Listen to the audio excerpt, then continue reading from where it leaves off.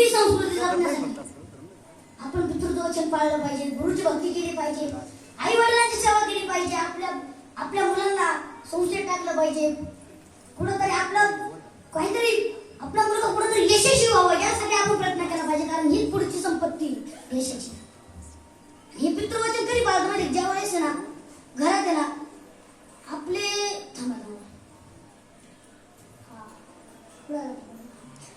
ऐक तुझे वडील तुझ्या बाबा समोर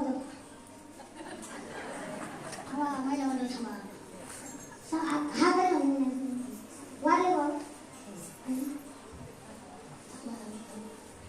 कोणाला विचारा बोलतेच नाही. तू बोला ना की आपण एकाच वयातले होता सगळे मित्र आहे आपण एक समजा सांगा तर अरे तू तर माझ्या शिबिरात नाही सांगतो सांग ना समजतात ना म्हणून तू तुझ्या आई बापांना समजशील. त्याच्या घरात आजोबांची इज्जत केली जाते त्याच घरात तुमची इज्जत होईल बघा.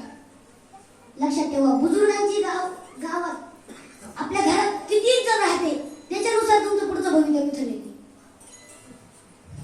कारण लहानपासून ते मुलं काय ऐकत असतात आई बाबा असे आहे त्याच्यामुळं जसं घरात तुमचं वातावरण असेल तसे पोरं घडत जात असतात. मगाशी तुम्हाला सांगितले की आईची वागणूक वडिलांचं ज्ञान हे घराची वागणूक म्हणजे घरात कसं राहतं.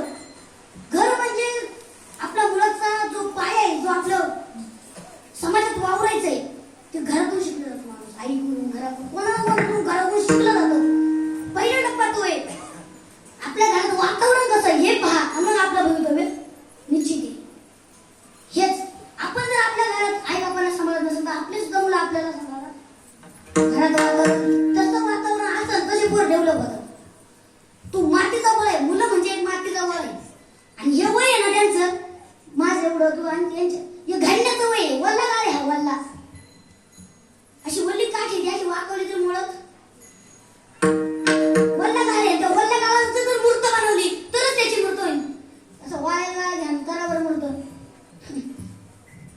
हेच वय त्यांचं हेच वय त्यांचं शिकण्याचं आणि ह्या वयात त्यांना त्यांच्या मनात शिकू द्या. त्यांचं काय हे ते त्यांना कळू द्या.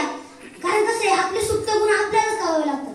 आता माझं सुप्त गुण मलाच कळणार आणि मला कळलं मग याच्यात अजून उतरत हे तुम्हाला सांगते की आनंद असतो हरिनामात. इतका आनंद स्वर्ग सुखाचा आनंद या हरिनामात बघा आणि हाच आनंद तुम्हाला घ्यायचा आहे. हाच वर करायचा नाही.